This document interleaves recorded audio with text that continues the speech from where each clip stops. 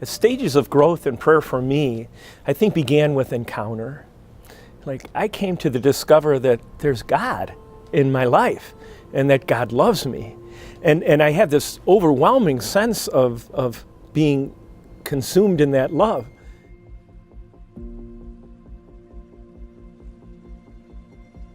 How does prayer work? I think there's a misconception in how does prayer work. How does prayer work? It's about relationship. I don't think you go to one of your best friends and say, how does this relationship work?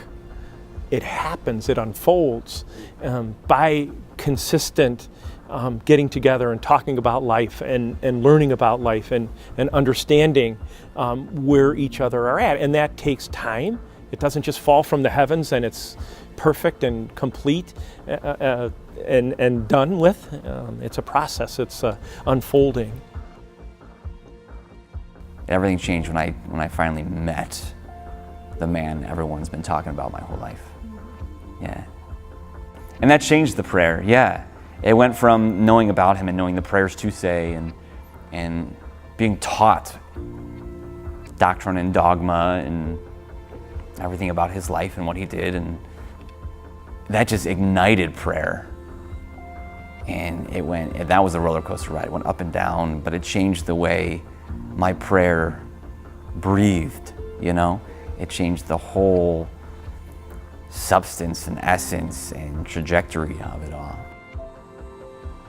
A lot of my prayer, especially in the last few years, has been like unlearning everything I thought I knew about God. Right now. That's like really embarrassing to have to admit. I thought I knew him and I thought I was doing what he wanted me to, and I was so far off the mark. I was trying to control things too much.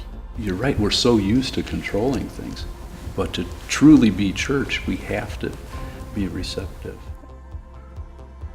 And that's the hardest part, I think, almost sometimes, is being attentive like that. And when I first started praying, that wasn't on my radar whatsoever, you know? Like, it was just, I just have to talk and never be receptive.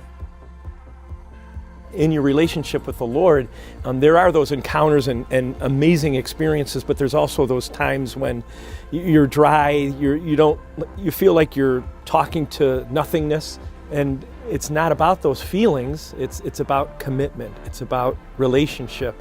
And it took a while to learn that. It's very easy to see God when things are going well. And we think, okay, yeah, God's with me, God's, but when they're not going well, where are you, God? We blame him. We almost put the impetus on him rather than saying, wait, where am I? And where are we? Reality kind of hits like, do you want this relationship? Mm-hmm. I was involved in our youth group, but at one point, in junior high, it's kind of like, are my friends, we got something to do. Right. And then in high school, it was a little more like, we have service projects, we have this. But then we have time for prayer, and I think it was learning, like, this is what it's really about. The world is right in our face, and a big part of it is like believing there's something more if I let go of that busyness. Because like the automatic fear is like, well, if I let go of that, there's going to be nothing. It's going to be a big empty hole, and I'm going to just have to sit in it. But if you actually push that away and sit down with the Lord, like it's a wild, crazy love story with him. I mean, it's an adventure. I would not have received a call to a vocation had it not been for prayer. That's opening the door. I could not see or hear Jesus calling me to what he wanted me to do had I not opened the door. And so you got to stay with it because it's worth it. My goodness, it's worth it. And it's a journey, it's a process, and it's an unfolding. And if we don't show up because we're not feeling something or because we're not experiencing something, then it becomes about us and not about God. And I continue to work on that every day, throughout the day. Am I perfect? No. Am I weak? Yes. Do I have sins? Of course. But in the midst of all those sorts of things, God continues to keep me united to him. And I keep uniting myself to him. And so I'm still learning, I'm still growing, but I'm still loving, and I'm still responding to what God has given to me.